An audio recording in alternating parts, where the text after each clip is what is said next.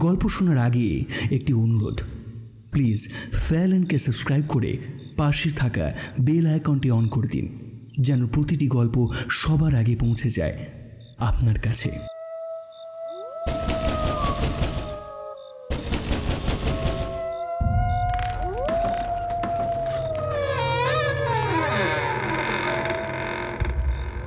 কে কে কে কে ওখানে?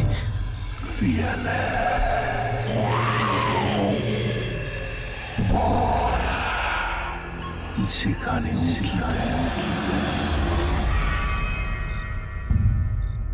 ঠিক তাই।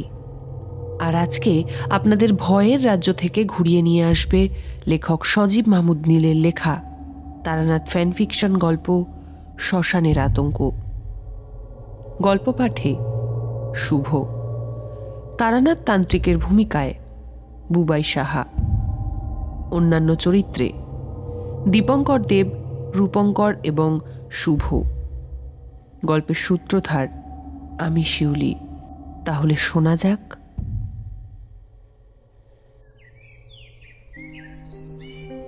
তারানাথ বলল, না, এমন হাত পা গুটিয়ে আর বসে থাকতে ভালো লাগে না। বললাম, কেন? দিব্যি তো আছেন, অফিস যাওয়ার তাড়া নেই, বড়বাবুর কথাও নেই। আমার কথা শুনে তারানাথ একটু হেসে বলল, তা অবশ্যই নেই, কিন্তু একটা মানুষ কতদিনই বা এমন ভাবে বসে থাকতে পারে? অন্যদের কথা জানি না, কিন্তু আমার মন মাঝে মাঝে একেবারে হাঁপিয়ে ওঠে যে আমি একটা সময় ছুটে বেরিয়েছি, সাক্ষী হয়েছি কত শত ঘটনার, আর এখন কিনা স্রেফ শুয়ে বসে কাটাতে হচ্ছে। এইবার কিশোরী একটু রসিকতা করে বলল, ভালোই তো হয়েছে। আপনি যদি সারা জীবনই এমন বাড়িতে বসে থাকতেন তাহলে তো আর আমাদের গল্প শোনাতে পারতেন না। দেখলাম কিশোরীর এমন রসিকতাতেও বৃদ্ধের মুখে হাসি ফুটল না। মুখ গম্ভীর করে কিছুক্ষণ বসে থেকে একটা দীর্ঘশ্বাস ছেড়ে বলল, না হে, ও তোমরা বুঝবে না। আর যদি তোমাদের কথাই বলি, তোমরা কি আমার কথা বিশ্বাস করো? মোটেই করো না। নিজ গল্প শোনার আনন্দে এসে বসে থাকো। আমি বললাম, অমনি বলে দিলেন যে বিশ্বাস করি না। তবে হ্যাঁ, কিছু কিছু ঘটনা এতটাই অবাস্তব যে শুধু আমরা কেন, কেউই খুব সহজে বিশ্বাস করতে চাইবে না। অন্য সব গল্পের কথা তো বাদই দিলাম, এই বিজু ঠাকুরের কথাই ধরুন না। একজন মানুষ যে কিনা দিব্যি সবার সাথে কথা বলে একসাথে খায়, সেই কিনা একটা কুকুরের রূপ নিল। এও কি বিশ্বাস করার মতো ঘটনা? আপনি বলুন। কিন্তু তেমনটা তো সত্যি ঘটেছে, আর সেটাও আমার চোখের সামনে। যদিও তখন বুঝতে পারিনি, কিন্তু পরের দিন সকালে স্টেশনে এসে যখন দেখলাম ওনার পায়ে পট্টি বাঁধা। তারানাথ পুরো কথাটা শেষ করলো না, একটু চুপ করে থেকে আবার বলল, দেখো, তন্ত্রে এমন এমন দিক আছে, সেখানে এমন এমন ঘটনা ঘটে তা তোমাদের বর্তমান সমাজের লোক কখনো নিজের কল্পনাতেই আনতে পারবে না। অন্যদের কথা বাদই দিলাম, আমার চোখের সামনে যদি সেই সব ঘটনা না ঘটতো, কিংবা আমি যদি এই পথে কখনো না যেতাম, তাহলে কি বিশ্বাস করতাম? হয়তো করতাম না। এতে তোমাদের আমি দোষ দিই না। তোমরা এই যুগের ছেলে ছোকরা, তোমাদেরই বা দোষ কোথায়? বসো তোমরা, আমি একটু চা বলে আসি। বলেই তারানাথ আমাদের আনা তেলে ভাজার ঠোঙাটা নিয়ে ভেতরের ঘরে চলে গেল। বুঝলাম শুধু চা নয়, একটু বাদেই চারির হাতে মুড়ি মাখাও এসে হাজির হবে। তারানাথ ভেতরের ঘরে চলে যেতেই আমি আর কিশোরী উঠে বারান্দায় এসে দাঁড়ালাম। আমরা কখনোই তারানাথের সামনে সিগারেট ধরাই না। যখন একান্ত প্রয়োজন পড়ে তখন সেটা তারানাথ বুঝতে পেরে নিজেই কোনো না কোনো কাজের অছিলায় উঠে যায়। সিগারেট শেষ করে তারানাথের ঘরে গিয়ে দেখলাম সে এক দৃষ্টিতে জানলার বাইরে তাকিয়ে আছে।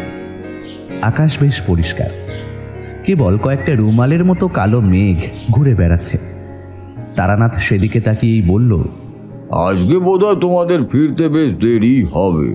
তারানাথের সামনে বসতে বসতে বললাম, কেন?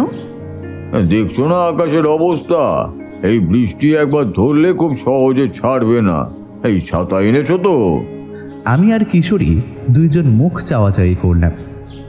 এমন দিনে ঘর থেকে ছাতা নিয়ে বের হয় কে? তাছাড়া এখনো আকাশ তো দিব্যি ফর্সা। যে দুই একটা মেঘ ভেসে বেড়াচ্ছে সেগুলো যে বৃষ্টির কারণ হবে তা বলে তো মনে হয় না। বললাম, কি বলছেন ঠাকুরমশাই? দিব্যি। আমার কথা শেষ হলো না, তার আগেই তারানাথ আমাকে থামিয়ে দিয়ে বলল, আরে না না, মজা করছি না, দেখো একটু বাদেই ঝুম বৃষ্টি নামবে। এরই ফাঁকে চারি এসে ঘরে চা আর এক গামলা মুড়ি রেখে দিয়ে গেল। আমরা সেগুলো সাবার করতে করতে বললাম, সে না হয় দেখা যাবে। দেখলাম কথাটা শুনে তারানাথের ঠোঁটের কোণে একটা হাসির রেখা ফুটে উঠেছে। বলল, জানি বিশ্বাস করবে না, দেখো কি হয়। এইবার কিশোরী বলল, ছাড়ুন তো এসব কথা, তার চেয়ে বরং একটা গল্প শোনা হোক। আর গল্প? তোমরাই বলো কেমন গল্প শুনতে চাও। আমার জীবনে যদি তেমন কোনো ঘটনা ঘটে থাকে তাহলে নিশ্চয়ই শোনাবো। এইবার আমি বললাম, আগের বার যে সাধুর কথা বলেছিলেন সেই ঘটনাই বলুন না। বলেছিলেন তার সাথে নাকি দেখা না হলেই ভালো হতো। আজকে তাহলে সেই ঘটনাই হোক, কি বলো হয় কিশোরী? কিশোরীও আমার কথায় সায় দিল। দেখলাম আমার কথা শুনে তারানাথের মুখ গম্ভীর হয়ে উঠল, যেন তার চোখের সামনে বইয়ের পাতার মতো একটার পর একটা পৃষ্ঠা খুলে গিয়েছে। আর সেই সব পাতায় যে দৃশ্যের রচনা হয়েছে তা মোটেও সুখকর নয়। তারানাথ কিছুক্ষণ চুপ করে বসে রইল। আমি আর কিশোরী একটু নড়ে চড়ে বসলাম, কারণ এতদিনের অভিজ্ঞতা থেকে আমরা জানি এখনই গল্প শুরু হবে। বেশ কিছুক্ষণ তারানাথ চুপ করে থেকে একটা দীর্ঘশ্বাস ছেড়ে বলতে আরম্ভ করল, এমন অনেকজনের সাথেই আমার দুইবার দেখা হয়েছে। এই ঘটনাটা যখন ঘটেছিল তখনও আমার সাথে মধুসুন্দরী দেবীর সাক্ষাৎ হয়নি। সত্যি বলতে কি, মধুসুন্দরী দেবীর সাথে আমার সাক্ষাৎ হওয়ার পর থেকেই আমার ছন্ন ছাড়া ভবঘুরে জীবনের মোড় অনেকটাই বদলে গিয়েছিল, যা রেশ রয়ে গেছে আজ অবধি। তোমাদের আগেই বলেছি, দেবী আমাকে কিছু শক্তি দান করেছিলেন এবং বলেছিলেন এইসব শক্তি আমি ধরে রাখতে পারবো না। পরবর্তীতে তাই হয়েছে। ভাদ্র মাসের দুপুর, তখনকার জলবায়ু আর এখনকার জলবায়ুর মধ্যে বিস্তর ফারাক। পথঘাট ধুধু করছে, রোদের তীব্র তেজে মাঠের ফসল তো দূর, গাছের পাতাও শুকিয়ে যায়। চারিদিকে হাহাকার। যেখানে নিজের খাবার জোটে না সেখানে অতিথিদের খেতে দিবই বা কি করে। মনে মনে ঠিক করলাম এইবার বাড়ি ফিরে যায়। একটা অখ্যাত নিম্ন শ্রেণীর স্টেশনে বসে আছি। ট্রেন আসতে কিছুটা দেরি। স্টেশনের একটা ভাঙাচুরো দোকান থেকে 2 টাকার বিড়ি কিনে দোকানের পাশেই পাতা বেঞ্চিটায় বসে আছি। আমি প্রতিবারই উপলব্ধি করেছি যে যতই বাড়িতে আমার মন না টিকুক, কিন্তু যখন মনস্থির করি এবার বাড়ি ফিরতে হবে, ঠিক তখন আমার জগৎ সংসার যেন উবে যায়। আমি যে পথে পথে ঘুরছি এটাই আমার ভালো লাগে। এইসব কথা তখন আর মনেই থাকে না, কেবলই মনে হয় কখন বাড়ি ফিরব। একেই বলে নারীর টান, যা উপেক্ষা করা যায় না। যে দোকান থেকে বিড়ি কিনেছিলাম তার পাশেই একটা বেঞ্চি পাতা। সেখানে বসে বসে বাড়ির কথা ভাবছি। এমন সময় একটা কণ্ঠে প্রায় চমকেই উঠলাম। মাথা তুলে দেখি একজন বৃদ্ধ মতন লোক দাঁড়িয়ে আছে আমার ঠিক সামনে। প্রথম দেখায় ঠিক মতো চিনতে না পারলেও একটু ভালো করে তাকাতেই দেখলাম এই বৃদ্ধকে আমি এর আগেও দেখেছি, আর সেটাও আমাদের পাশের গ্রামে। তিনিও বোধহয় আমাকে চিনতে পেরেই কাছে এগিয়ে এসেছেন। বললাম, আপনি এখানে কি করছেন? তিনি আমার পাশে বসলেন, তারপর একটু হেসে বললেন, তুমিও তো এইখানে, অথচ তোমার কি এখানে থাকার কথা ছিল? আমি ভবঘুরে মানুষ, পথে পথে ঘুরি। আমিও তাই। এরপর তিনি আমার পাশে বসলেন। তারপর বেশ কিছুক্ষণ আমাদের মাঝে কথা হলো। কথায় কথায় জানতে পারলাম ওনার নাম বালাকৃষ্ণ ঠাকুর। এরই মধ্যে আমার ট্রেন চলে আসায় আমি উঠবো করছি, ঠিক তখনই আমার মনে একটা অজানা কৌতূহল জাগলো। কৌতূহল আমার প্রথম থেকেই জেগেছিল। গতবার বালাকৃষ্ণ ঠাকুরকে আমি কালো পোশাকে দেখেছিলাম, কিন্তু এইবার ওনার পরনে একটা গোলাপি রঙের বস্ত্র, গলার মালাটাও এখন আর নেই। আমি অনেকদিন এই পথে আছি, আর তাই আমি জানি একবার কোনো সাধক নিজের সাধনার পথ বেছে নিলে খুব সহজে সেই সাধনা থেকে সরে আসে না, বলতে গেলে আসেই না বলা চলে। একটু কৌতূহল নিয়েই বললাম, কিছু মনে না করলে একটা কথা জিজ্ঞাসা করব? গতবার যখন আপনাকে আমাদের পাশের গ্রামে দেখেছিলাম তখন আপনি কালো বস্ত্র ধারণ করেছিলেন, কিন্তু এখন আর সেটা নেই কেন? আসলে জানার খুব কৌতূহল হচ্ছে। আমি যদ্দূর জানি এমনটা হয় না, তাই জানতে চাইলাম আর কি।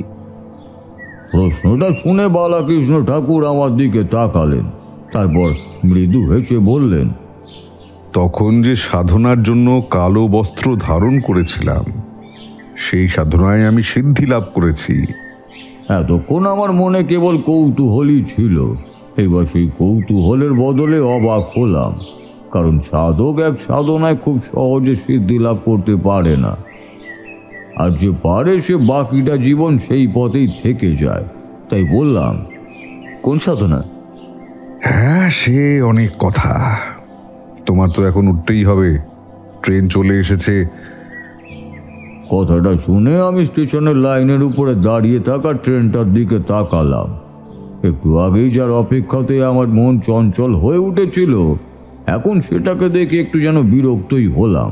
বললাম, বিকেলবেলা আরেকটা ট্রেন আছে, সেই ট্রেনই না হয় ভিড়ব।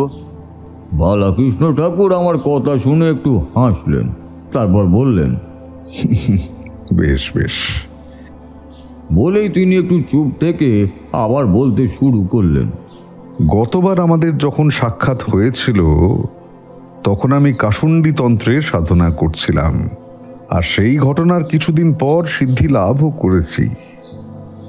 সাধারণত সাধক যখন কোনো সাধনায় সিদ্ধি লাভ করে তখন সে অসীম ক্ষমতার অধিকারী হয়, সেটা তো তুমি জানো। আমিও যে ক্ষমতা পাইনি তা নয়, পেয়েছি, কিন্তু আমি যা ভেবেছিলাম তেমনটা হলো না। তার পরিবর্তে লক্ষ্য করলাম এই তন্ত্রের সাধনার কার্যক্রম যতটা নিম্ন, সেই সাথে এই তন্ত্রের দেবীও ঠিক ততটাই নিম্ন শক্তির অধিকারী। কথাগুলো বলতে বলতে বালাকৃষ্ণ ঠাকুরের ভেতর থেকে একটা দীর্ঘশ্বাস বেরিয়ে আসলো। আমি চুপ করে বসে রইলাম। তিনি কিছুক্ষণ চুপ করে বসে থাকলেন, তারপর আবার বললেন, আমি নিম্নতন্ত্রের সাধনা করেছি ঠিকই, কিন্তু আমাকে যিনি এই সাধনার কথা বলেছিলেন, বলতে পারো দীক্ষা দিয়েছিলেন, তিনি আমাকে যে যে ক্ষমতার কথা বলেছিলেন তা তো মিলল না। আর তাই এখন এই শেষ কথাটা তিনি বললেন না, চুপ করেই বসে রইলেন। এরই মধ্যে ট্রেনটা স্টেশন ছেড়ে চলে গিয়েছে। আশেপাশে লোকজন খুব একটা নেই, তাই বললাম, তারপর আর কি, আমি যে ক্ষমতা চাই এখন সেটারই চেষ্টা চালিয়ে যাচ্ছি। ওনার কথা শুনে বুঝতে পারলাম তিনি এমন কোনো ক্ষমতার জন্য সাধনা করছেন যা তিনি আমাকে বলতে চান না। তবু একটু সাহস করে প্রশ্নটা করলাম, যদিও আমি জানি সাধক সিদ্ধি লাভের আগে তার নিজের সাধনার সম্পর্কে কাউকেই অবগত করেন না। বললাম, কিছু মনে না করলে আপনাকে তাহলে একটা প্রশ্ন করি। কি প্রশ্ন? আপনি ঠিক কোন সাধনায় সিদ্ধি লাভ করতে চাইছেন? আমার প্রশ্নের উত্তর কি হবে সেটা আমি আগে থেকেই জানতাম, এখানেও তার ব্যতিক্রম হলো না। বালাকৃষ্ণ ঠাকুর একটু হাসলেন, আর তাতেই আমার কৌতূহল বেড়ে গেল বেশ খানিকটা। একটু আগেও যে আমি ভেবেছিলাম এইবার আমার বাড়ি ফেরা দরকার, আর সেই আমার মনের সকল কৌতূহল যেন একজোট হয়ে বলতে লাগলো, এখনই বাড়ি ফেরার সময় হয়নি। তারপর আমি বললাম, সাধনার কথা না হয় না বললেন, কিন্তু একটা অনুরোধ আমি আপনাকে করব। আমাকে আপনার সঙ্গে নেবেন? বালাকৃষ্ণ ঠাকুর আমার দিকে তাকালেন, তারপর কিছুক্ষণ তাকিয়েই থাকলেন। তারপরে উনি বললেন, বেশ, চলো। তিনি আমাকে সঙ্গে নেবেন শুনে তখন আমি খুব খুশি হয়েছিলাম ঠিকই, কিন্তু এখন ভাবি তিনি যদি সেদিন আমাকে সঙ্গে নিতে রাজি না হতেন তাহলেই বোধহয় ভালোই হতো। এরপর আমরা সেই স্টেশনেই বসে থাকলাম। দুপুর গড়িয়ে বিকেল হলো। ট্রেন আসলো, দু একটা ট্রেন স্টেশনে দাঁড়ালো, তারপর অপেক্ষায় থাকা যাত্রীদের নিজের গর্ভে পুরে নিয়ে আবার চলেও গেল। কিছু ট্রেন দাঁড়ালোও না, টিটকিরি দিতে দিতে চলে গেল। দিনের শেষে আলোটুকুও যখন মিলিয়ে গেল তখন আমার অস্থিরতা খানিকটা বেড়ে গেল। বললাম, আমরা কোথায় যাব? তিনি একটু মৃদু হেসে বললেন, অনেকটা হাঁটতে হবে কিন্তু। বলেই আবার আশপাশটা ভালো করে দেখে নিয়ে আবার বলতে শুরু করলেন, তুমি একটু বসো, আমি আসছি, বেশি সময় লাগবে না।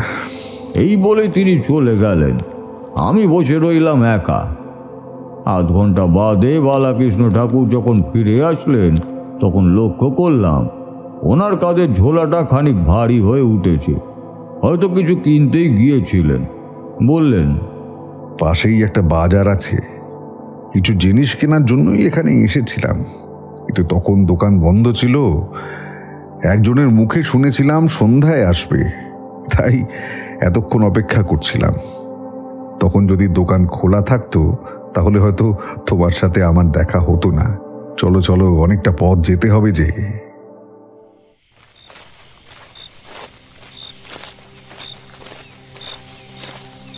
পথের ভয় কোনো কালেই ছিল না। আমরা হাঁটতে শুরু করলাম। বেশ কিছুক্ষণ হাঁটার পর আশেপাশে তাকিয়ে দেখলাম আমরা একটা বিস্তর প্রান্তরের বুক চিরে হেঁটে চলেছি।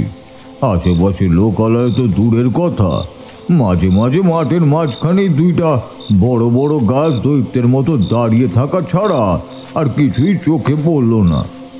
এমন নির্জন মাঠের উপর দিয়ে বোধ করি আমরা এই দুইটা প্রাণী হেঁটে চলছি। বিশ্ব চরাচরে যেন আর কোনো প্রাণের চিহ্নটুকুও নেই। হাঁটতে হাঁটতে বেশি কথা হলো না। দু একটা প্রশ্নের উত্তরে তিনি কেবল সেইটুকুই উত্তর দিয়ে গেলেন, নিজে থেকে কিছুই বললেন না। আমার মনে হলো তিনি পথ চলছেন ঠিকই, কিন্তু সেই সাথে কোনো এক গভীর চিন্তায় নিজেকে ডুবিয়ে রেখেছেন। নিজের মনের সাথে যুদ্ধ করছেন, কারণ এই সব কিছুর চিহ্ন ক্ষণে ক্ষণে ফুটে উঠছে ওনার চেহারায়। কুচকে যাচ্ছে ভুরু। তোমাদের আগেই বলেছি পথের ভয় আমার কোনো কালেই ছিল না, কিন্তু হাঁটারও তো সীমানা থাকে। এইবার যেন সেটাও পেরিয়ে গেলাম। এর আগেও তোমাদের বলেছি লৌকিক আচার্য ঠাকুরের কথা, কিন্তু সেই হাঁটার একটা মূল্য ছিল আমার কাছে। আশেপাশে গ্রাম ছিল, মাঝে মাঝে দুজন মানুষেরও মুখ দেখতে পেয়েছিলাম, কিন্তু এইখানে আমরা কেবল দুটো মানুষ হেঁটে চলছি মাঠের মাঝখান দিয়ে। লোক নেই, লোকালয় নেই, এমনকি লোকালয়ের চিহ্নটুকুও নেই। আমরা সন্ধ্যা নাগাদ হাঁটতে শুরু করেছি, আর এখন আকাশে তারাদের মেলা। তার মধ্যেই একটা তারা বেশ উজ্জ্বল। চিনতে ভুল হলো না, সেটা শুক তারা। তার মানে ভোর হতে আর বেশি দেরি নেই। এতটা পথ যে আমরা হেঁটে আসলাম, আশেপাশে কিন্তু একটা লোকালয়ের চিহ্নটুকুও দেখতে পেলাম না। তোমরা হয়তো ভাবতে পারো রাতের বেলা তাই দেখতে পাইনি। আসলে তা নয়। অন্ধকার যতই হোক, রাতের একটা নিজস্ব আলো আছে, আর বেশ অনেকটা সময় কেটে গেলে সেই আলোতে চারিদিক হয়ে ওঠে স্পষ্ট। যদি কখনো অন্ধকারে রাত কাটাও তাহলে দেখতে পাবি। আর তাছাড়া মাথার উপরে তারা জ্বলছে। আর কিছুক্ষণ হাঁটার পরও যখন গন্তব্যে পৌঁছাতে পারলাম না, তখন প্রশ্নটা করলাম, আমরা কোথায় যাচ্ছি? আশেপাশে তো কোনো গ্রাম আছে বলে মনে হয় না। তিনি হাঁটতে হাঁটতেই বললেন, আমরা যেখানে যাচ্ছি তার 10 মাইল জুড়েও কোনো গ্রাম নেই, তবে একটা নদী আছে, আর সেই নদীর ধারেই একটা পুরনো শ্মশান। আমরা সেখানেই যাচ্ছি। এইবার আমি একটু অবাকই হলাম। যার আশেপাশে 10 মাইল জুড়ে কোনো লোকালয় নেই, এমন একটা জায়গা শ্মশানই বা তৈরি হলো কেন? তিনি বোধহয় আমার মনের কথা বুঝতে পারলেন, আর বুঝতে পেরেই বললেন, এখন কোনো গ্রাম নেই ঠিকই, কিন্তু আশেপাশেই একটা লোকালয় ছিল। অনেক বছর আগে গ্রামে কলেরার মহামারী আসায় একজনও বেঁচে নেই, এমনকি শেষ মানুষটার মুখে আগুন দেবার মতো মানুষও বেঁচে ছিল না। আর বেশি দূর নয়, ওই যে কালো ছায়াটা দেখছো, ওটার ওপারেই বয়ে গিয়েছে একটা নদী। বেশি দূর নয় বললেন ঠিকই, কিন্তু আমি তাকিয়ে দেখলাম অনেক দূরে একটা কালো অবয়ব যেন দাঁড়িয়ে আছে, অপেক্ষা করছে আমাদেরই জন্যই। ঘন্টাখানেক পর অন্ধকার যখন ধীরে ধীরে মিলিয়ে যেতে লাগলো, তখন আমরা জঙ্গলের কাছটায় এসে পৌঁছালাম। জঙ্গল বললাম কারণ আশেপাশের কিছুটা জায়গা জুড়ে কেবল আগাছারই বাস, আর এইসব ছোটখাটো আগাছার জঙ্গলের মাঝখানে দাঁড়িয়ে আছে একটা বিশাল অতিকায় বট গাছ। এত মোটা গাছ আমি এর আগে কখনো দেখিনি। যেমন তার ধর তেমনই প্রকাণ্ড তার আকার। বোধ করি 20 জন মিলে বের দিয়ে নাগাল পাবে না। আমি অবাক হয়ে তাকিয়ে আছি দেখে তিনি বললেন, এই গাছের বয়স কত হবে জানো? কত? তা 500 বছরের কম নয়। চলো। বলে তিনি অতি সাবধানে আগাছার ভেতর দিয়ে নিজের শরীর বাঁচিয়ে সামনের দিকে এগিয়ে যেতে লাগলেন। বুঝলাম চলাচলের সুবিধার জন্য তিনি এই পথটুকুই তৈরি করেছেন। জায়গাটা যেমন নির্জন তেমনই শুনশান, শরীরে কেমন যেন একটা কাঁটা দিয়ে ওঠে। আমরা অতি সাবধানে এগিয়ে গিয়ে বিশাল বট গাছের গোড়ায় এসে পৌঁছাতেই দেখলাম একটা জায়গা বেশ পরিষ্কার, তার ঠিক পাশেই একটা ছোট্ট কুঁড়ে ঘর মতো। উপরে এখান থেকে নেওয়া কয়েকটা বড় বড় পাতার চারপাশে শক্ত খুঁটি। এখানে আপনি কতদিন ধরে আছেন? 3 বছর। এইবার আমি অবাক হয়ে গেলাম, একটা মানুষ 3-3টে বছর এমন একটা জায়গায় কাটায় কিভাবে? এরই মধ্যে তিনি নিজের ঝোলা থেকে একটা একটা করে জিনিসপত্র বের করতে লাগলেন। দেখলাম সেগুলো খাবারের রসদ, চাল ডাল তেল নুন ইত্যাদি। কিন্তু সবার শেষে যে জিনিসটা তিনি অতি সাবধানে বের করে নিয়ে আসলেন, সেটা ঠিক কি তা চিনতে পারলাম না। আচ্ছা, ওটা কি? তিনি জিনিসটা অতি সাবধানে একটা জায়গায় রেখে বললেন, এই জিনিসটার জন্যই গিয়েছিলাম। আমি জানতাম সেখানে পাওয়া যাবে, পরে বলবো। অনেকটা পথ হেঁটে এসেছো, এখন একটু ঘুমিয়ে নাও, যাও। আমি আর কোনো কথা বললাম না। সত্যি বলতে এতটা পথ হাঁটার পর একটু ঘুমিয়ে নিলে মন্দ হয় না। শরীরেও তো একটা ক্লান্তি আছে। 2টো কলা খেয়ে ঝুপড়ির মতো ছোট ঘরটার ভেতরে শুয়ে পড়লাম। জীবনে আমি অনেক সাধকের সঙ্গ লাভ করেছি, যার কিছুটা তোমাদেরও বলেছি, হয়তো সামনে আরও বলবো। বালাকৃষ্ণ ঠাকুরের আসনের ধরন এবং আশেপাশে সাধনার উপকরণ দেখে আমার অনেক আগের একজন সাধুর কথা মনে পড়ে গেল। তখন সবেমাত্র ঘর ছেড়েছি এবং মাতু পাগলির সাথে আবার দেখা হয়েছে। মাতু পাগলির কথা মনে আছে তোমাদের? যে কিনা ডামুর তন্ত্রের সিদ্ধি লাভ করেছিল। তার সামনে বসিয়ে আমাকে কত বিভৎস ঘটনা দেখিয়েছিল। আমি যেন নদীর জল থেকে তুলে আনা সবের উপর বসে সব সাধনা করছি, সেই সাথে আরো কত ভয়ঙ্কর সব ঘটনা। কিন্তু চোখ খুলে দেখলাম মাত্র 10 মিনিট কেটেছে, সে তো আগের কথা। তারপর আমার আরো একজন সাধুর সাথে দেখা হয়েছিল, যিনি আমাকে সাক্ষী করে বসেছিলেন নিজের সাধনায়। সেখানেও অনেক ঘটনাই ঘটেছিল, তোমাদের বলা হয়নি। আসলে জীবনে তো কম অভিজ্ঞতা হয়নি। তাছাড়া আমি তো আর তোমাদের একটা ঘটনা শোনাই না, আমি বলি জীবনের গল্প। অনেকগুলো ঘটনা পরপর সাজিয়ে একটা ঘটনাকে দাঁড় করাই, যাতে তোমাদের আমার সেই সব ভবঘুরে জীবন সম্পর্কে কিছুটা হলেও অভিজ্ঞতা কিংবা সেই সব সময় অনুমান করতে পারো। মাতু পাগলির কাছ থেকে চলে আসার পর বেশ কিছুদিন আমি প্রায় মুহ্যমানের মতো ঘুরেছিলাম, আর সেই সময় দেখা হয়েছিল সেই তান্ত্রিক সাধুর সঙ্গে। যদিও আমি ওনার সাথে বেশি দিন থাকিনি, মাত্র 2 দিন থাকিনি, কারণ আমার ভালো লাগেনি। ওনার সাধনার ধরন, কথাবার্তা, ব্যবহারে ওনার সাথে যে থাকবো সে আগ্রহ জন্মায়নি। প্রথম দিন যখন দেখা হয়েছিল তখন তিনি আমাকে বলেছিলেন আমি যেন তার শিষ্য হয়ে থেকে যাই। তোমাদের তো বলেইছি, আসল সাধু কিংবা প্রকৃত সাধক কখনোই কাউকে নিজে থেকে শিষ্য করতে চায় না। যদি আমার ওনার প্রতি খুব একটা আগ্রহ তখন জন্মায়নি, তবু 2 দিন থেকে গিয়েছিলাম। এমনই একটা শ্মশানে গড়েছিলেন ওনার আস্তানা। প্রথম দিনেই বুঝতে পেরেছিলাম তিনি কোনো নিম্নতন্ত্রের সাধনা করছেন। সাধনার উপকরণ বলতে তেমন কিছুই নেই। 2 মরার খুলি, সে সাথে শ্মশানে পড়ে থাকা কয়েকটা মরার পাঁজরের হাড়, কিছু পাখির পালক, আর সেই সাথে মদ। তোমরা হয়তো ভাবছো সাধনায় মদের প্রয়োজনই বা কেন পড়ে। দরকার হয়, কিন্তু সেটা কারণ এবং সাধনার পদ্ধতি অনুযায়ী। তবে সাধারণত সব ধরনের সাধনায় উপকরণ লাগে। তান্ত্রিক বেশিরভাগ সময় সাধনায় বসে থাকেন, মাঝে মাঝে আমাকে এটা ওটা করতে বলেন, আমি করে দিই, যদিও সেখানে আমার তেমন কোনো অভিজ্ঞতা হয়নি। এবার হয়তো তোমরা ভাবছো যদি অভিজ্ঞতাই না হবে তাহলে এই সব কথা আমি কেন বলছি। কারণ আছে, আর সেটা হলো বালাকৃষ্ণ ঠাকুরের আসনের সামনে রাখা সাধনার উপকরণ। দেখলাম ওনার আসনের ঠিক সামনে একইভাবে রাখা 2 মরার খুলি পরপর সাজানো, সেই সাথে কয়েকটা হাড়। যদিও পাখির পালক নেই, তবে একটা কালো মাটির কলস থেকে ভুরভুর করে নাকে আসছে পচা বাঁশি ভাতের গন্ধ, যাকে পচানি কিংবা ওই ধরনের পানীয় নামই গ্রামের লোকেরা চেনে।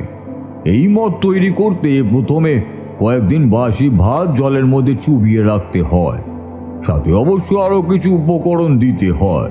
তারপর মুখ বন্ধ করে রাখতে হয় বেশ কিছুদিন। এরপর ধীরে ধীরে ভাত পচতে শুরু করে এবং তৈরি হয় মদ। যদিও গন্ধটা খুব একটা ভালো নয়, কিংবা সাধনার কাজে এই মদ অনেকভাবেই ব্যবহার করা হয়। আর সবচাইতে বড় কথা হলো বালাকৃষ্ণ ঠাকুরের স্টেশনের দোকান থেকে কেনা কাঁচের পাত্রটি, যা আমি সেই শ্মশানের তান্ত্রিকের কাছেও দেখেছিলাম। এই সব কিছু মিলিয়ে আমার মনে হলো বালাকৃষ্ণ ঠাকুরও সেই শ্মশানের তান্ত্রিকের মতোই একই সাধনাই করছেন।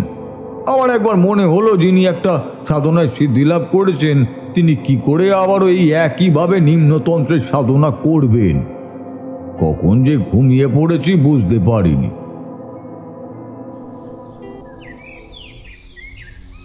ঘুম যখন ভাঙলো তখন আশপাশটা জেগে উঠেছে পাখিদের ডাকে।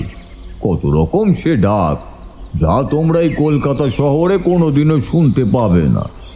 বাইরে বেরিয়ে দেখি বালাকৃষ্ণ ঠাকুর নেই। ভাবলাম হয়তো আশেপাশে গিয়েছেন কোথাও, কিন্তু বেশ কিছুক্ষণ পরও যখন তিনি আসলেন না তখন আমি উঠে পড়লাম। গত রাতে যে পথ দিয়ে এখানে প্রবেশ করেছি, এবার সেই পথেই বেরিয়ে আমার 2 চোখ বিস্ফারিত হয়ে গেল। হাঁ হয়ে দাঁড়িয়ে রইলাম বেশ কিছুক্ষণ। আমি কোথায় দাঁড়িয়ে আছি? যতদূর চোখ যায় একটা লোকালয় তো দূরের কথা, লোকালয়ের চিহ্নটুকুও নেই। আমি যেন দাঁড়িয়ে আছি এক অন্য জগতে, যে জগৎ আমার চোখের দৃষ্টি যতদূর পর্যন্ত যাচ্ছে সবটাই ধোঁয়ার মতো আবঝা মেঘের ছায়া।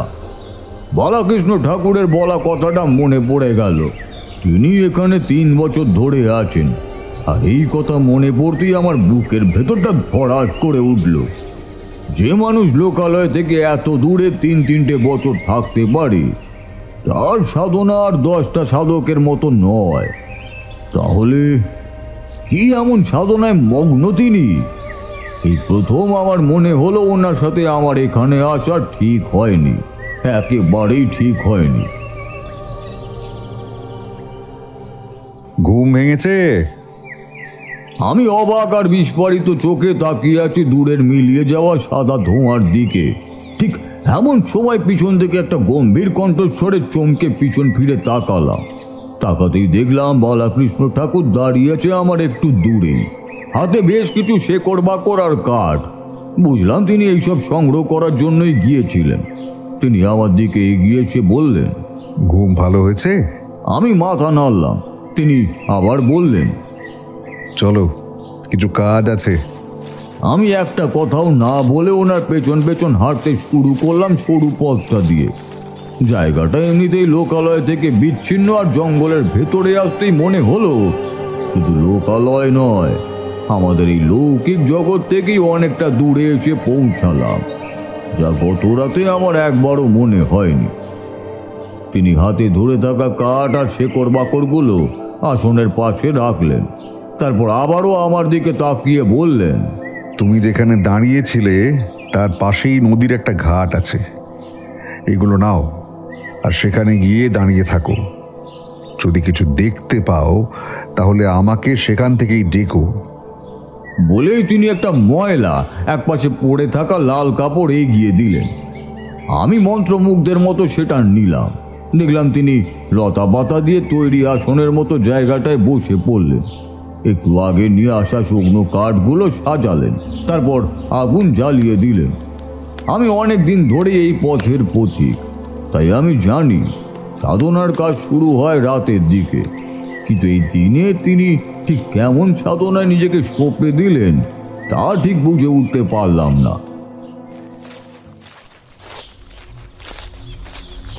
আমি বেরিয়ে আসলাম জঙ্গলের ভেতর থেকে, তারপর এগিয়ে গেলাম নদীর দিকে।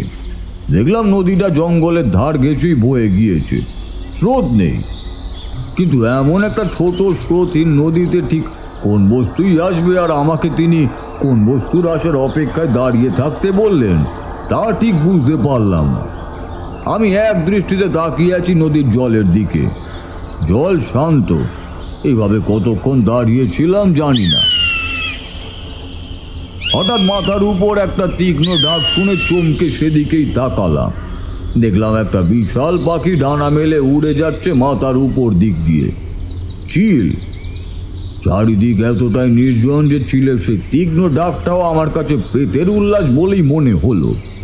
আমি আবারও জলের দিকে তাকালাম, আর তাকাতেই অবাক হয়ে দেখলাম একটু আগে শান্ত জলে একটা আলোড়ন খেলে যাচ্ছে। আমার দৃষ্টি এক মুহূর্তের জন্য অন্যদিকে গিয়েছিল, তাতেই শান্ত জল যেন একেবারে মাতাল হয়ে উঠেছে। কোথা থেকে একটা স্রোত বয়ে চলেছে নদীর বুক চিরে। আমি অবাক হয়ে তাকিয়ে রইলাম, আর তাকিয়ে থাকতে থাকতেই হঠাৎই জলের ঠিক মাঝখানে একটা কিছু চোখে পড়তেই খানিকটা এগিয়ে গেলাম। দেখলাম পাগলের মতো বয়ে চলা স্রোতের সাথে পাল্লা দিয়ে ভেসে যাচ্ছে একটা কালো মতন কিছু। দেখতে দেখতে জিনিসটা আমার চোখের সামনে এসে দোল খেতে লাগলো, আর তাতেই দেখলাম এতক্ষণ যে জিনিসটাকে আমি চিনতে পারিনি সেটা হলো একটা মৃতদেহ। দেহটা যে কোনো নারীর, তার জলের উপর ভেসে থাকা লম্বা লম্বা চুলের গোছা দেখে চিনতে এতটুকুও ভুল হয় না। এমন শান্ত জল কিভাবেই বা এমন অস্থির হয়ে উঠলো, আর এই দেহটাই বা কোত্থেকে আসলো তার কিছুই বুঝতে পারলাম না। বেশ কিছুক্ষণ অবাক হয়ে তাকিয়ে থাকলাম, তারপর ডাকলাম, ঠাকুরমশাই, ঠাকুরমশাই আসুন।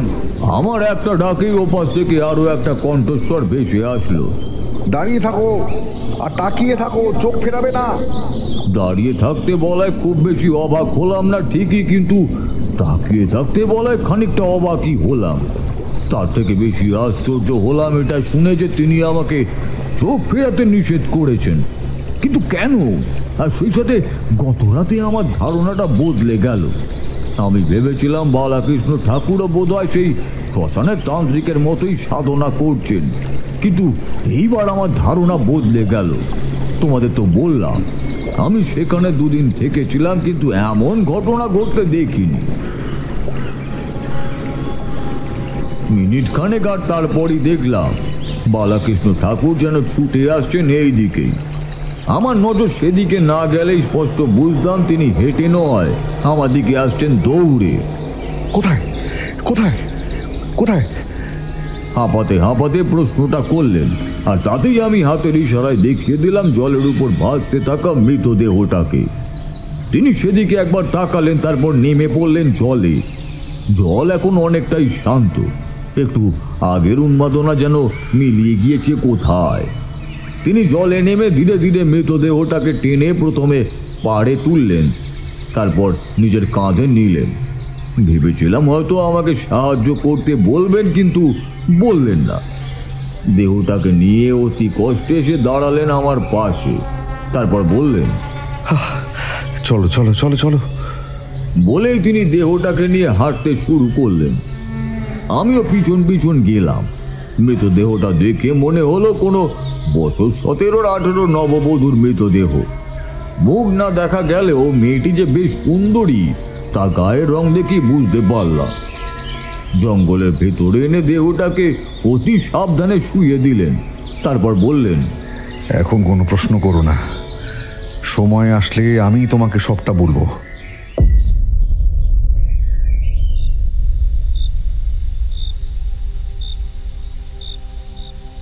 দেখতে দেখতে রাত নেমে আসলো। জায়গাটা এমনিতেই নির্জন, আর দিনের আলো নিভে যেতেই আশেপাশে সব শব্দ মিলিয়ে গেল। জ্বলে উঠল ধুনির আগুন, আর তাতেই অন্ধকারে কেটে গেল বেশ খানিকটা সময়। দেখলাম বালাকৃষ্ণ ঠাকুর সাধনার সকল উপকরণ সাজিয়ে বসে পড়লেন নিজের আসনে। আমি অনেক সাধু সঙ্গ করেছি, সাধনার অনেক নিয়ম আমার জানা, কিন্তু এই সাধনার কোনো কিছুই যেন সেই সব সাধনার সাথে মেলে না। সাধনার সব প্রস্তুতি যখন পুরোপুরি শেষ হলো, তখন তিনি বললেন, তুমি এখন যাও, জঙ্গল থেকে বেরিয়ে গুনে গুনে 100 কদম এগিয়ে যাবে সামনের দিকে। তারপর তোমার চারপাশে একটা গোল গণ্ডি এঁকে দেবে, সেখানেই বসে থাকবে। যাই হোক না কেন, যাই হয়ে যাক না কেন, সেই গণ্ডি থেকে এক পাও বের হবে না, তাহলে কিন্তু বিপদ। আর সেই বিপদ থেকে আমিও তোমাকে উদ্ধার করতে পারবো না। বলেই তিনি একটা খুব ছোট্ট মন্ত্র শিখিয়ে দিলেন। মন্ত্রটা তোমাদেরকে বলবো না, কারণ এইসব কাজে মন্ত্রই আসল। তারপর আবারও বললেন, গণ্ডি কাটার সময় এই মন্ত্রটা উচ্চারণ করবে, কেমন? মনে একটা কৌতূহল জেগেছিল ঠিকই, কিন্তু ওনার নিষেধ উপেক্ষা করে আমি আর কোনো কথাই বললাম না। ওনার কথা মতো জঙ্গল থেকে বেরিয়ে গুনে গুনে 100 কদম এগিয়ে একটা জায়গায় মন্ত্র উচ্চারণ করে গণ্ডি কেটে বসলাম। আমি জানি সাধনার সময় দ্বিতীয় কোনো সাধকের উপস্থিতি থাকার নিষেধ। বসে থাকলাম গণ্ডির ভেতরই। আমার ইন্দ্রিয় বারবার জানান দিতে লাগলো আমি এই ফাঁকা মাঠে সম্পূর্ণ একা। যদিও বালাকৃষ্ণ ঠাকুর আছেন, কিন্তু তিনি এখন সাধনায় মগ্ন। বিশ্ব চরাচরে যাই ঘটে যাক না কেন, আমার যত বড়ই বিপদ ঘটুক না কেন, তিনি আমাকে উদ্ধার করতে আসবেন না। চারিদিক থেকে কুলকুল করে একটা হাওয়া বইছে, সেই সাথে জঙ্গলের ভেতর থেকে ভেসে আসছে মৃদু পাখিদের কিচিরমিচির আওয়াজ। ঝোপের আড়ালে থাকা জোনাকিরা শব্দ করে চলেছে নিচু স্বরে। এই সবের মধ্যেই বসে থাকতে থাকতে এই একটা ঝিমুনি এসে ভর করেছিল। হয়তো ঘুমিয়েও পড়েছিলাম, কিন্তু হঠাৎই একটা মৃদু কম্পনে আমার ঘোর কেটে গেল। আমি অনুভব করলাম আমি যেখানটায় বসে আছি সেখানটার মাটি খানিকটা কেঁপে উঠেছে। আমার ঘোর যখন পুরোপুরি কাটলো, তখন বুঝলাম শুধু এইখানকার মাটি নয়, পুরো জঙ্গলটাই কেঁপে কেঁপে থরথর করে উঠছে।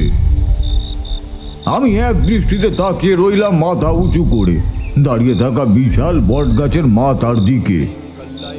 রাতের আওয়াজের সাথে তাল মিলিয়ে বাতাসে ভেসে আসছে একটা মৃদু তন্ত্রের আওয়াজ, আর সেই সাথে একটা মৃদু অস্ফুট শব্দ ভেসে আসছে কানে। মন্ত্রধ্বনিটা বালাকৃষ্ণ ঠাকুরের কণ্ঠে উচ্চারিত হলেও আরেকটি আওয়াজ যে ঠিক কিসের তা আমি বুঝতে পারলাম না। এইভাবে বেশ কিছুক্ষণ সময় পার হবার পর মৃদু কম্পনটা থেমে গেল, আর তার বদলে কানে আসলো বালাকৃষ্ণ ঠাকুরের মুখে উচ্চারিত হওয়া সেই মন্ত্রধ্বনি, যা এখন মৃদু থেকে বদলে গিয়েছে উচ্চ স্বরে।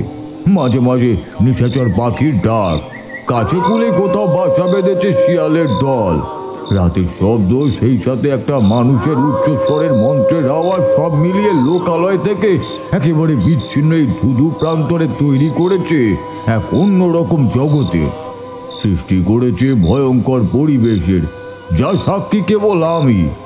ঠায় বসে রইলাম সামনের দিকে তাকিয়ে। এভাবে ঠিক কতক্ষণ কাটলো তা জানি না। হঠাৎই দেখলাম চারিদিকের অন্ধকার মিলিয়ে যেতে শুরু করেছে। ধীরে ধীরে অন্ধকারের চাদর থেকে বেরিয়ে আসছে আলোর আভা, আর তাতেই বাসায় ফেরা পাখিদের মাঝে একটা আলোড়ন সৃষ্টি হচ্ছে। আরো বেশ কিছুটা সময় একইভাবে বসে থাকার পর আমি যখন আবার ফিরে আসলাম, তখন দেখলাম বালাকৃষ্ণ ঠাকুর বসে আছেন নিজের আসনে। ওনার ঠিক সামনেই ঠিক আগের মতোই শুয়ে আছে নারী দেহটা। পরিবর্তন বলতে কেবল আগে মৃতদেহের কপালে সিঁদুর ছিল না, এবার সেটা যোগ হয়েছে। এরই মাঝে আরো একটা জিনিস আমার চোখে পড়ল। দেখলাম নারী দেহের মুখটা কেমন যেন শুকিয়ে গিয়েছে। সাধারণত মৃতদেহ সময়ের সাথে সাথে ফুলে ওঠে, কিন্তু এখানে হয়েছে তার ঠিক উল্টোটা, যেন কেউ মৃতদেহের ভেতরে অবশিষ্ট থাকা বাতাসটুকুও বের করে নিয়েছে।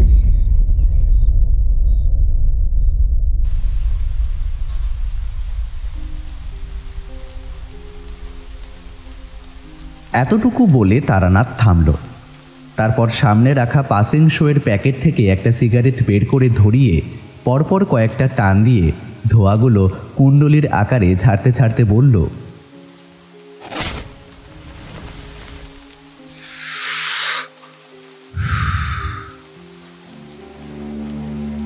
মৃত মেয়েটির মুখ আমার চোখের সামনে ভেসে উঠছে। কতই বা বয়স হবে, 17 কি 18। এরই মধ্যে ইহ জগতের সকল মায়া সকল টানকে ছিন্ন করে চলে গিয়েছে। মৃত্যুর মতো সত্য আর আশ্চর্য জিনিস বোধ হয় আর কিছুই নেই। অথচ দেখো, সবকিছু জেনেও আমাদের কাজ কি থেমে আছে? নেই। একটু পর আমরা বেঁচে থাকবো কি থাকবো না তা আমরা কেই বা বলতে পারি। একটু পরের কথা কি বলছি, নিঃশ্বাস নিয়েছি আমি যে এই নিঃশ্বাসটা ছাড়তে পারবো তার নিশ্চয়তা কি দিতে পারি? পারি না, কেউই পারে না। তবুও অন্যায় অবিচার কি থেমে আছে? নেই। মানুষ আজ থেকে 10 বছর পর কি করবে সেটা ভেবে রেখেছে। এইসব আমার কাছে অর্থহীন বলেই মনে হয়। তোমরা হয়তো ভাবছো এ আবার কেমন কথা, কিন্তু এটাই কথা।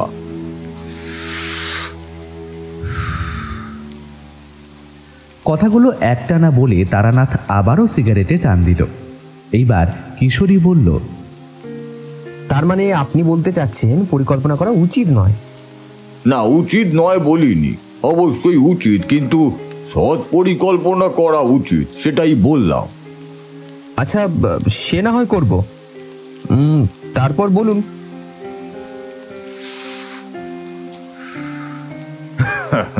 আরে রোসো রোসো, একটু দম নিতে দাও দেখিনি। এই বয়স তো হয়েছে নাকি, আর কত বলতেও তো ক্লান্তি আসে নাকি? হ্যাঁ। তারানাথ পুরো সিগারেট শেষ করে একটা দীর্ঘশ্বাস ছেড়ে আবারও বলতে শুরু করল। এরপর তিনি নিজেই মৃতদেহটা নিজের কাঁধে তুলে নিয়ে গিয়ে নদীতে ভাসিয়ে দিয়ে আসলেন। আমি রান্নার জোগাড় করতে লাগলাম। রান্নার জোগাড় বলতে ভোজ নয়, পেটে কিছু দিতে হবে এই আর কি। নদীর স্রোত নেই ঠিকই, কিন্তু যেখানে জল আছে সেখানে মাছও আছে। মাছ ধরি, রান্না করি আর খাই, আর মাঝে মাঝে ওনার কথা মতো এটা ওটা করি। পরে 3টে দিন এভাবেই কেটে গেল। 4 দিনের দিন তিনি আবার বললেন, যাও যাও যাও, নদীর কাছটায় দাঁড়াও, কিছু দেখতে পেলে আমাকে বলবে। কথাটা শুনে আমার বুকটা ধড়াস করে উঠল। তবে কি আবারও শান্ত নদী জেগে উঠবে, তারপর ভেসে নিয়ে আসবে কোনো মৃতদেহ? হলো তাই। দেখতে দেখতে চোখের পলকেই নদীর স্রোত বেড়ে গেল। তারপর ভেসে আসলো একটা মৃতদেহ।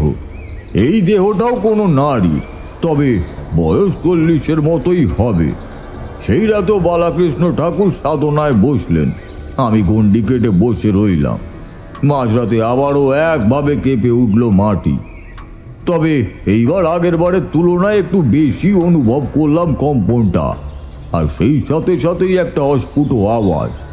এই আওয়াজটাও আগের বারের থেকে বেশি স্পষ্ট, কিন্তু বুঝতে পারলাম না। দেখতে দেখতে সেটাও এক সময় শান্ত হয়ে আসলো। তারপরের 3 দিন পর আবারও একই, তারপর আবারও।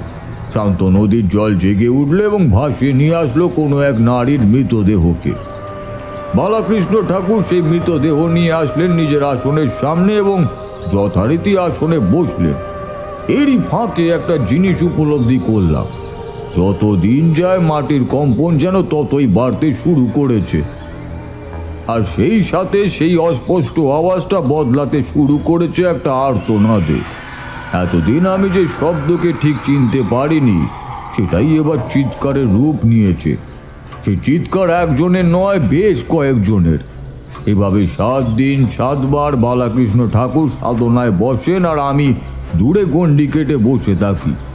একটা সময় বেশ বিরক্তই হয়ে উঠলাম।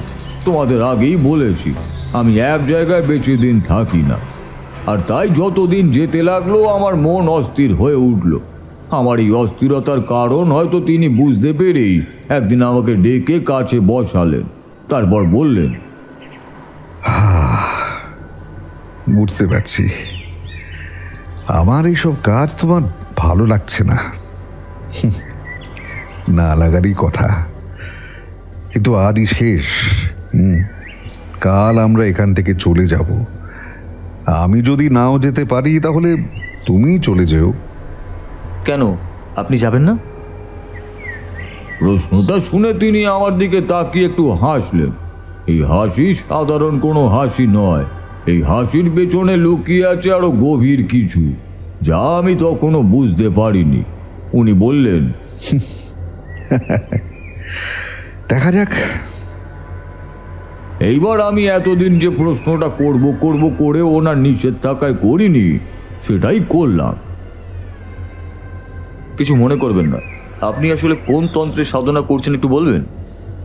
তিনি একটু চুপ থেকে নিজের ঝোলা থেকে একটা জিনিস বের করে নিয়ে আসলেন। দেখলাম সেটা একটা কাঁচের পাত্র, মুখ বন্ধ। তিনি সেটাকেই আমার চোখের সামনে ধরলেন। এই কাঁচের পাত্রটা আমি এর আগেও দেখেছি, কিন্তু তখন ভেতরটা বেশ স্বচ্ছ ছিল।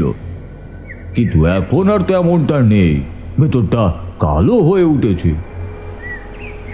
এটা কি? আগে তো এমনটা ছিল না।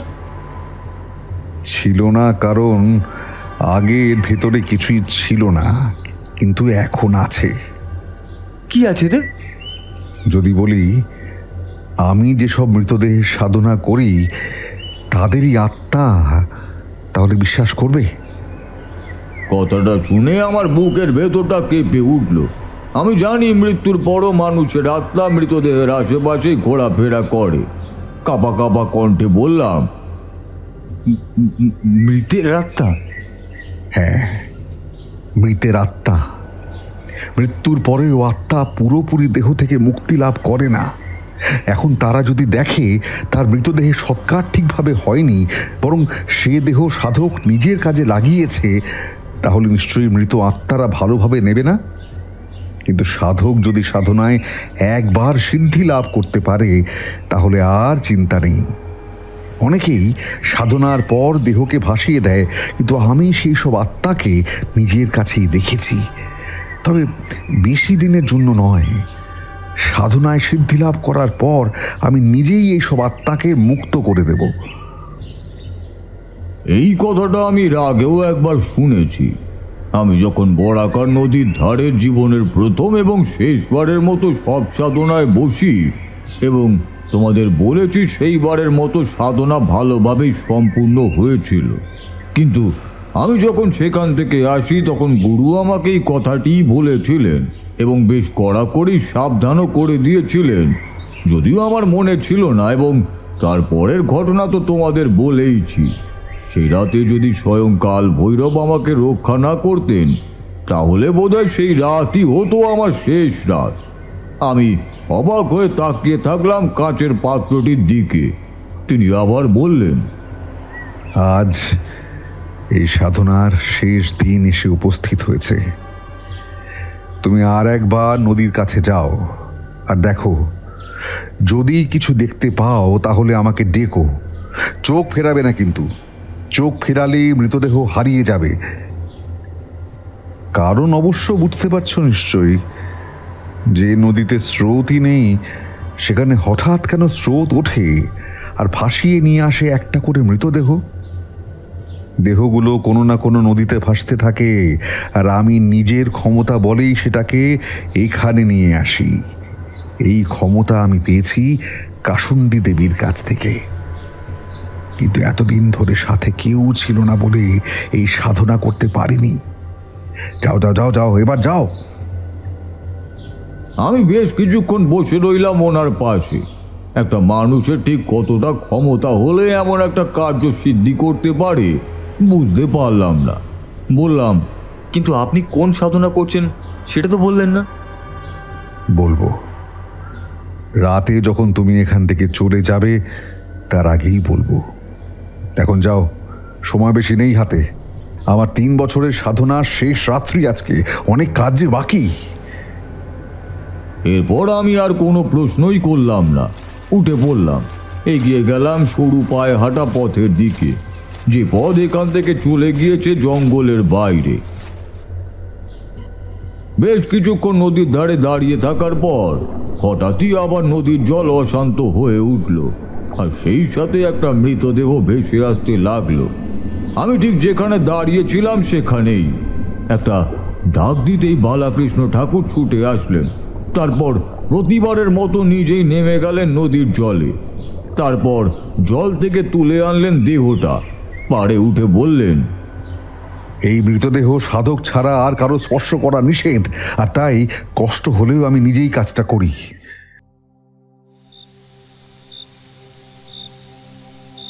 সন্ধ্যাবেলা আকাশ কালো মেঘে ঢেকে গিয়েছে।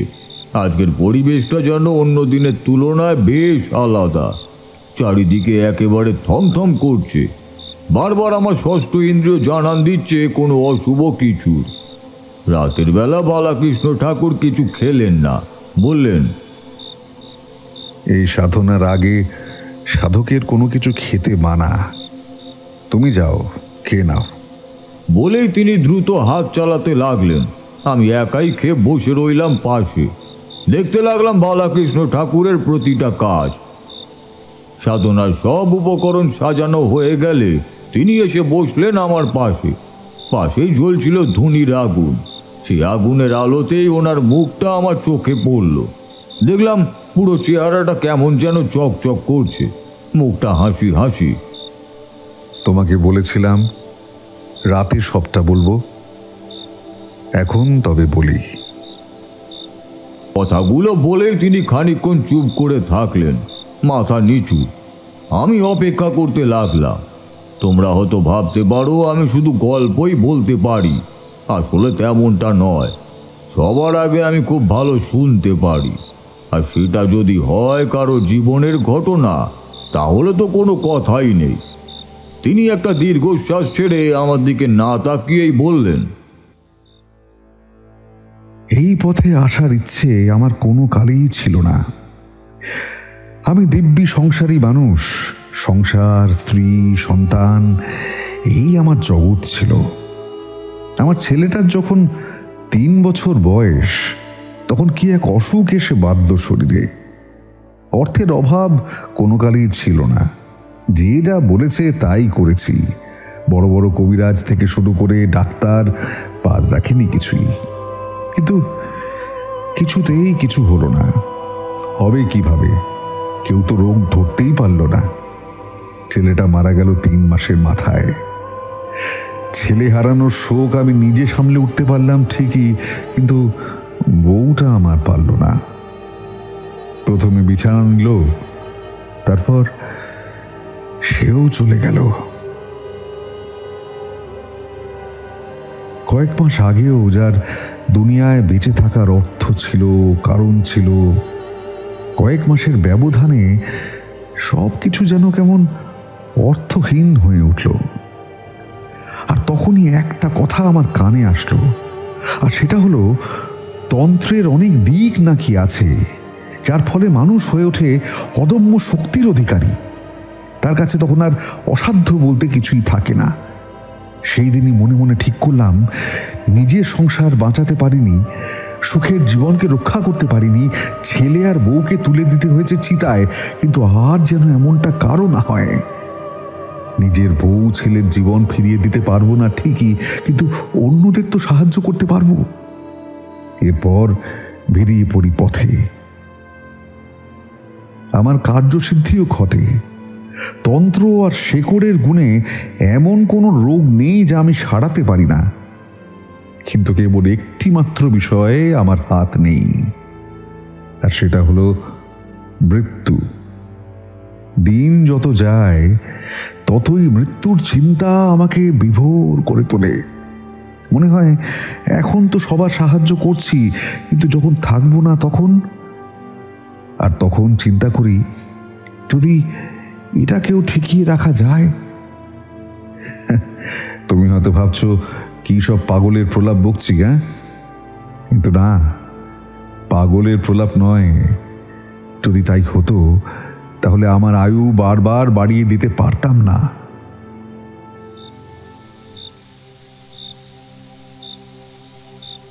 সুমন ঘুরনো বোঝো?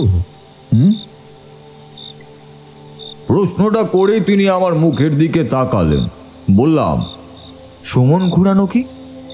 এটা এমন একটা পন্থা যার ফলে তুমি কারো আয়ু তোমার আয়ুতে যোগ করতে পারবে, কিন্তু এরও নির্দিষ্ট সময় আছে। আমি তিনবার সুমন ঘুরিয়েছি, কিন্তু ওই 3 বারই আর সম্ভব নয়। কিন্তু আজকে যদি আমি এই সাধনায় সিদ্ধি লাভ করতে পারি, তাহলে তাহলে তাহলে যে ঠিক কি তার তিনি বললেন না। কিছুক্ষণ চুপ থাকলেন, তারপর উঠে বললেন, সময় হলো, এবার যাও যাও যাও যাও। তুমি হয়তো অনেক কিছুই উপলব্ধি করবে, কিন্তু সাবধান, গণ্ডির বাইরে একটা পাও রাখবে না। যাও যাও যাও, দেরি করো না, যাও। আমি এক দৃষ্টিতে বালাকৃষ্ণ ঠাকুরের মুখের দিকে তাকিয়ে থাকলাম। তবে কি তিনি অমর হতে চান, কিংবা ওই ধরনের কিছু? মানুষ যে বিভিন্ন উপায় কেবলমাত্র তন্ত্র বলে নিজের আয়ু বাড়িয়ে নিতে পারে, এটা এতদিন কেবল শুনেই এসেছি। কিন্তু আজ হয়তো বা সেটা দেখার ভাগ্য হলো, যদি তিনি নিজের আয়ু বাড়িয়ে নিয়ে থাকেন। আমি বেশিক্ষণ বসলাম না। তিনি নিজের কাজ শুরু করতেই আমি দ্রুত বেরিয়ে আসলাম জঙ্গলের ভেতর থেকে। চারপাশে একটা গণ্ডি কেটে বসে আছি। অন্যদিন শরীর কিছুটা ক্লান্ত হয়ে আসতো, চোখে নেমে আসতো ঘুম, কিন্তু আজকে আর তেমনটা হলো না। আমার পুরো শরীর কাঁপতে লাগলো একটা অজানা উত্তেজনায়, আতঙ্কে, আর সেটা মোটেও ভালো লাগলো না আমার। তোমাদের আগেই বলেছি, কোনো কিছু ঘটনার আগে আমি কিছুটা আন্দাজ করতে পারি। এইবারও ঠিক তেমনটাই হলো। কেন জানি আমার মন বারবার জানান দিতে লাগলো আজকে কিছু একটা হতে চলেছে এই লোকালয় শূন্য বিস্তৃত মাঠের বুক চিরে নদীর ধারের বহুদিনের পুরনো শ্মশান ভূমিতে। তিনি ঠিক কোন তন্ত্রের সাধনা করতে পারেন এইসবই ভাবছি বসে বসে। হঠাৎই একটা তীব্র আলোড়নে আমার পুরো শরীর একেবারে কেঁপে উঠল। আমি অনুভব করলাম মাটি যেন থরথর করে কেঁপে উঠছে। কোনো এক অতিকায় জন্তু যেন দূর থেকে মাটি কাঁপিয়ে হেঁটে আসছে, কিংবা মাটি পুড়ে বেরিয়ে আসছে হাজার হাজার দৈত্যের দল। আর সেই সাথে চিৎকার, যে চিৎকার প্রথম দিন ছিল একেবারেই অস্পষ্ট, কিন্তু আর যেটাই ফাঁকা প্রান্তরের প্রতিধ্বনিত হয়ে ফিরে আসছে বারবার। প্রথমে একটা, তারপর ধীরে ধীরে চিৎকারের শব্দ বাড়তে শুরু করলো, আর সেই সাথে হঠাৎই দূরের আকাশের থমথমে পরিবেশকে চূর্ণকার করে দিয়ে দিকবিদিক আলোকিত করে কান ফাটা বজ্রের আওয়াজ। তাকিয়ে দেখলাম বিশাল অতিকায় দৈত্যের মতো বট গাছটা দুলছে। কারা যেন আলোড়ন তুলেছে জঙ্গলের ভেতরটায়। আমার মেরুদণ্ড দিয়ে একটা শীতল অনুভূতি কুলকুল করে নেমে গেল। আমি জানি এই গণ্ডি পেরিয়ে কোনো অপশক্তি আমার কোনো ক্ষতি করতে পারবে না, কিন্তু বালাকৃষ্ণ ঠাকুর কথাটা মনে পড়তে চরম উত্তেজনায় উঠে দাঁড়ালাম। কিন্তু গণ্ডির বাইরে যেতে পারলাম না, কারণ তিনি বলেছিলেন যাই হয়ে যাক না কেন একটা পাও যেন আমি বাইরে না রাখি।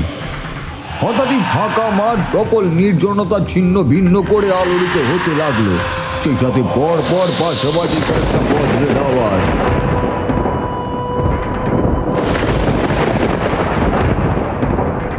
একদিকে মাঠের মাঝখান থেকে কাদের যেন উচ্চস্বরে চিৎকার, আর অন্যদিকে আমার সামনের জঙ্গলের ভেতরের উতাল পাতাল ঝড়। আর তার ঠিক মাঝখানে আমি দাঁড়িয়ে আছি একটা গণ্ডির ভেতরে। আর এই সব কিছুকে আরো কয়েক গুণ বাড়িয়ে দিল চারদিক থেকে ধেয়ে আসা পাগলা ঝড়। ঝড়ের প্রকোপ দেখতে দেখতে এতটাই বেড়ে গেল যে আমি এই বুঝি বাতাসের বেগে ছিটকে পড়ি, আর সেই পাগল করা ঝড় আমাকে তুলে নিয়ে যায়। মনে মনে ঈশ্বরের নাম নিতে লাগলাম। প্রায় 1 ঘন্টা চললো এমন প্রকৃতির তাণ্ডব। তারপর ধীরে ধীরে শান্ত হয়ে আসলো সবকিছু। আশেপাশে তাকিয়ে দেখলাম কোনো কিছুই নেই। আমি দাঁড়িয়ে আছি একা। এই সময় জঙ্গলের ভেতরে যাওয়া ঠিক হবে কিনা ভাবছি, তখনই একটা বিকট মরণ বেদি আর্তনাদের শরীরের রক্ত একেবারে হিম হয়ে গেল। হতবম্বের মতো ঠায় দাঁড়িয়ে রইলাম বেশ কিছুক্ষণ। আমার বোধ শক্তি যেন লোপ পেল কিছুক্ষণের জন্য। পুরো শরীর যেন একেবারে পাথরের মূর্তিতে পরিণত হলো। শিরদাঁড়া দিয়ে নেমে গেল একটা ঠান্ডা স্রোত। ধপ করে বসে পড়লাম মাটিতে। দু চোখ বন্ধ হয়ে আসলো। ঘুমে নয়, আতঙ্কে, ভয়ে। ভোরের আলো তখনও পুরোপুরি ফোটেনি। গণ্ডি থেকে বেরিয়ে ছুটে গেলাম জঙ্গলের ভেতরে। আর গিয়ে ঠিক যা আশা করেছিলাম তেমনটাই ভেসে উঠল চোখের সামনে। দেখলাম একটা মানুষের ক্ষত বিক্ষত দেহ উপুড় হয়ে পড়ে আছে। শরীরের প্রতিটা জায়গা দিয়ে রক্ত গড়িয়ে পড়ে আবার শুকিয়েও গেছে। ধীরে ধীরে কাঁপা কাঁপা পা এগিয়ে গেলাম। আর গিয়ে দেহটা সোজা করে দিতে এই বুকটা ধড়াস করে উঠল। মানুষটা শুধু যে মরে আছে তাই নয়, কেউ যেন দানবীয় শক্তি দ্বারা বুক চিরে ফালা ফালা করে দিয়েছে। আর মানুষটার কেউই নয়, স্বয়ং বালাকৃষ্ণ ঠাকুর নিজে। তার ঠিক পাশেই পড়ে ভেঙে চুরে আছে কাঁচের পাত্রটা। ভাঙা কাঁচগুলো ছড়িয়ে আছে দেহের আশেপাশে, আর দুটো কাঁচের টুকরো ঢোকানো 2 চোখে। মুখটা অস্বাভাবিকভাবে হাঁ করা। চোখের সামনে এমন দৃশ্যে যে কারো স্নায়ুকে আঘাত করতে বাধ্য। আমিও যে ভয় পাইনি তেমনটা বলবো না, কিন্তু যতটা না ভয় পেয়েছি তার থেকেও বেশি আতঙ্কিতই হলাম। সেই সাথে একটা অজানা বেদনায় বুকটা একেবারে হু হু করে উঠল। আমি জানি না তিনি কোন সাধনায় নিজের জীবনের এতগুলো সময় পার করেছেন, তবে এইটুকু বুঝতে পারলাম তিনি যে সাধনায় নেমেছিলেন সেখানে হয় সিদ্ধি আর নয়তো মৃত্যু। ওনার জন্য ঈশ্বর মৃত্যুকেই লিখে রেখেছিলেন।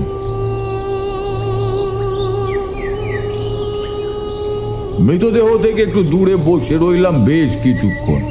ধীরে ধীরে প্রকৃতি জেগে উঠল, আর তাতেই আমার ইন্দ্রিয় আমাকে বারবার জানান দিতে লাগলো এইখানে আর একটা মুহূর্তের জন্যও নয়, আমাকে চলে যেতেই হবে, ফিরতে হবে লোকালয়।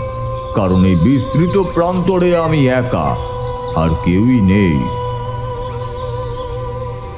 ভালো করে দিনের আলো ফুটতে না ফুটতেই আশপাশ থেকে শুকনো কাঠ জোগাড় করে কোনো মতে বালাকৃষ্ণ ঠাকুরের মুখে আগুন ছুঁয়ে দাহ করলাম। হাজার হলো ব্রাহ্মণ ঘরের সন্তান, আর ব্রাহ্মণের দেহ শিয়াল কুকুরে খাবে, এই কি আমি মেনে নিতে পারি? কখনোই নয়।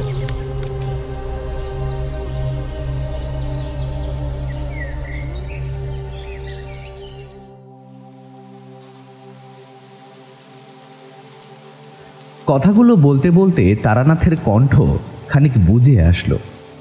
একটু দম নিল সে। মৃত্যুই সত্য, এর থেকে সত্য আর কিছুতেই নেই।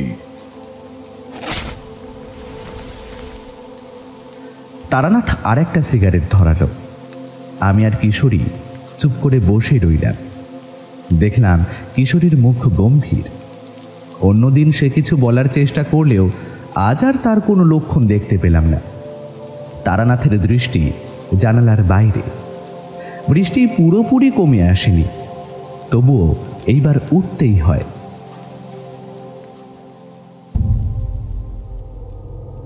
শেষ হলো আমাদের আজকের নিবেদন। আগামী সপ্তাহে আমরা ফিরে আসব আরও একটি নতুন গল্প নিয়ে। ততদিন ভালো থাকুন, সুস্থ থাকুন, আর হ্যাঁ, ফেয়ারল্যান্ডকে সাবস্ক্রাইব করতে একদম ভুলবেন না। শুভরাত্রি।